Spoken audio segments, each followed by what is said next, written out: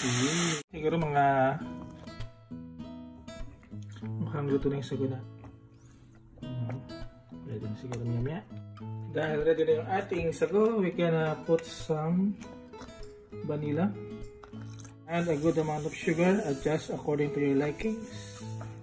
Powder milk. Right now I'm using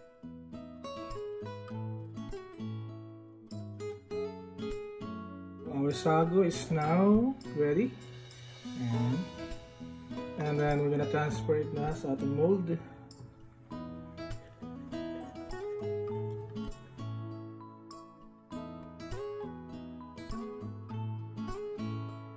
Once na na-transfer na natin yung ating sago sa ating mold, pwede tayo magdagdag ng color, ng flavor. You can use as much as you want.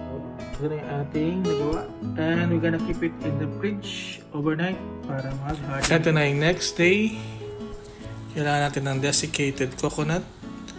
Ayan, pagulong-gulongin nyo lang yung ating sago. At i-cut nyo according to your likings or yung size na gusto nyo. Bite size would be okay. And ready na yung ating sago coconut pudding.